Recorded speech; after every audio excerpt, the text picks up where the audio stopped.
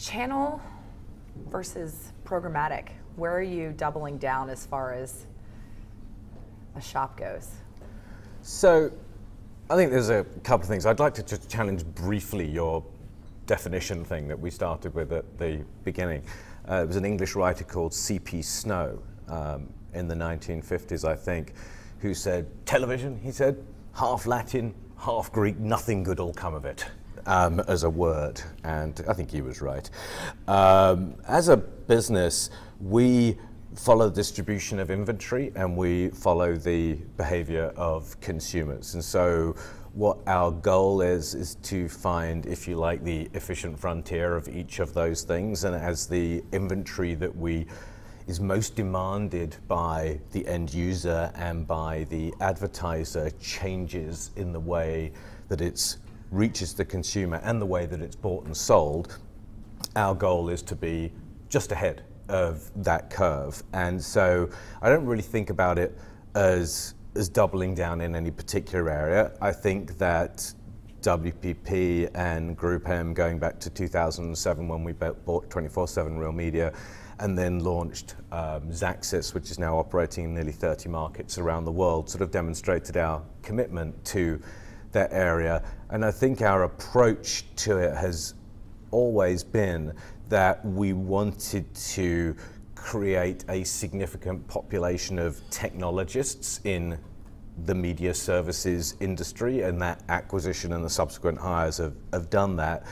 And then having created that population of technologists through a combination of building proprietary assets and using those technologists as systems integrators across any number of trade desks, DSPs, and through our business science practice, just to be ready. So unlike IPG, we haven't set a specific goal about a percentage of the inventory, but exactly like IPG, we see it coming and realize that a modern media services agency has to have data and technology at its heart, not just here in North America, but around the world, as the data and the technology of the buy-sell infrastructure and consumer behavior changes. So there's only so much data and technology we need in Burma today, although we're thrilled that we've got 60 million new consumers out of nowhere for our clients, but we haven't set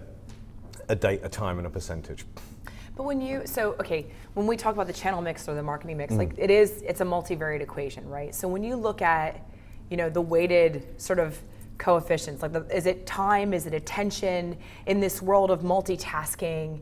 How do you prioritize, what is the measure of performance on the norm that you're using to assess your investment strategy?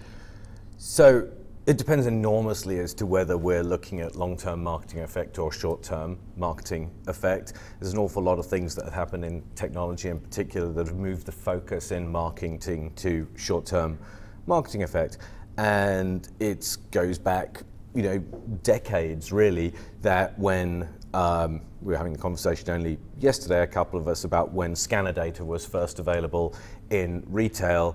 That when scanner data was available, that brand owners realized that you move short-term sales effect more quickly through those scanners, through promotions and other forms of short-term marketing, than you do in the long term. Many of them discovered, of course, that actually in so doing, you diminish the long-term brand value and brand recognition in the pursuit of short-term goals. And some of you, maybe any of you, may be aware that Mindshare published its latest consumer culture wave research yesterday, and has seen in the last year or 2 years the biggest drop-off in the broad ratings of brand loyalty and brand adherence that we've ever seen, and the substitutability of major brands for private label brands. I think there's a number of factors that contribute to that, and I think it's partly the hangover of the recession and price, but I also think that part of it is the focus on short-term rather than longer-term marketing results, and that's a concern of mine, and I think that keeping our heads up a little bit in the area of long-term brand health are as important as getting our heads down into technology and leveraging short-term performance. So in the situation of role reversal, where you're wearing the hat of the CMO, you know, of your top 5 clients, what's that portfolio mix from an investment perspective? I mean, is straight down the middle, you know, 50% investment in driving brand value, 50% performance? And I understand, you know, by industry it varies, but if you were taking the lens and the purview of a CMO, where would your focus be to invest in media? Well, I mean, the first thing I'd say, if I was the CMO of any of our top 5 clients, I'd definitely consider a substantial increase in the fees that he or she paid to. GM's not a client of ours, so she doesn't have any influence on us, and ours is a he in that area. So that would be my first order of business, and I'd probably not sleep until I'd resolved that to the satisfaction of the agency. I think it very much depends on the category. If you're in the automotive business, I think that there are some very important short-term marketing effect things that people are very, very focused on. And, we talked about a couple of them earlier around getting people into the showroom, getting people to participate in what I call revenue events or proxies for revenue events. So the more people we can get to fill in car configurators and book test drives and so forth, things that respond very well to programmatic marketing are very effective. If, on the other hand, you have long-term reputation issues that you either have to protect or to build, then you may think differently about it. And I think if you think about how the reputation of brands relative to American brands like Audi versus Mercedes, Hyundai and others versus Ford and others have evolved over the last 20 or 30 years from being either kind of exotic continental imports or cheap Korean copies, for example, you will see that those are long-term marketing effect practices. If, on the other hand, you're in a share game, and you're in a share game right now on the shelves, then your emphasis on short-term effect is enormous. Now, the real nexus of all of this is how can programmatic and RTB strategies and digital video strategies versus television strategies help you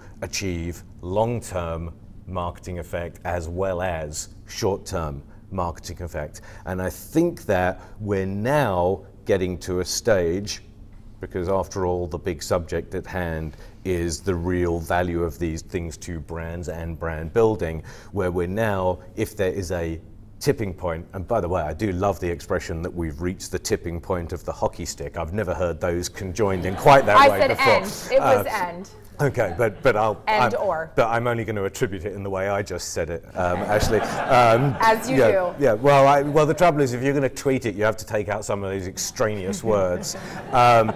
And so I apologize now. I mean, I can leave and walk out now if you're tweeting my quotes. So well, as you can see, I look no hands and no devices.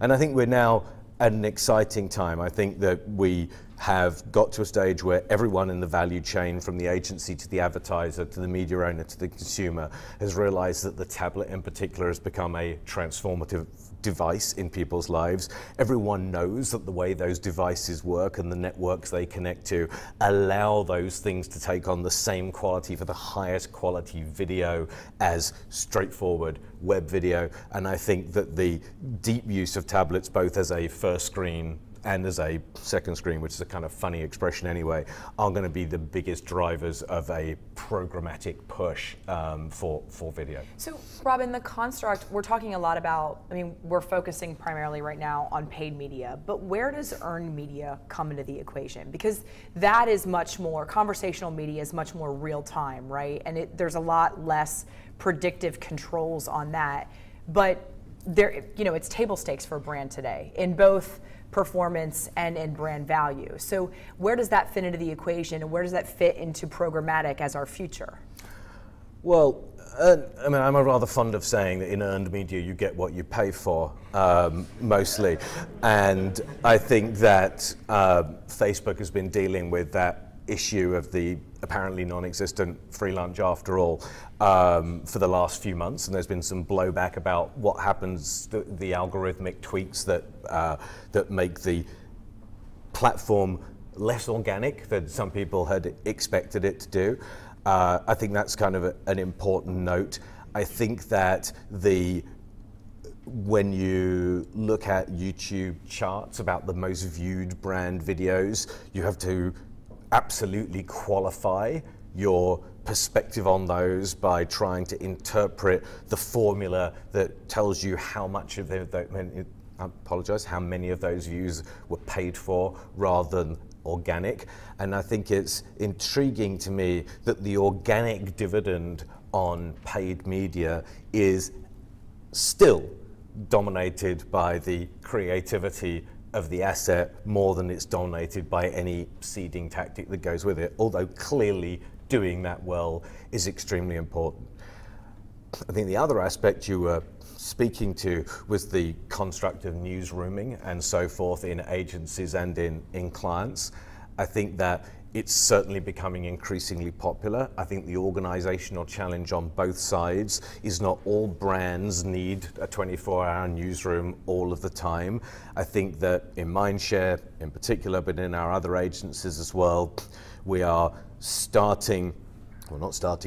have built facilities that allow brand owners to determine where they think the most important calendar events in the real world around them, to build strategies that can be switched on in something close to real time, and then to make sure that we are sufficiently adaptive so if something better comes up as the consequence of the event that's taking place, we can exploit that. But the fact is that there are very, very, very few so far, and I think in the future, explosive, breakout, viral, moments-driven campaigns that form the basis of a sustainable strategy. The Oreo's Mars rover and Super Bowl examples are famous. The Tide example with NASCAR and the on-track fire are famous, but the fire is probably a good thing. It's like they say, virality is like self-immolation. It's really easy to do once, it's just really hard to do the second time and the third time. And I think people will have to take a measured view about this. And in the end, advertising has survived and paid media has survived simply because it remains the most scalable, the most predictable, and as a consequence for large brands, the most reliable way of connecting brand messaging to consumers.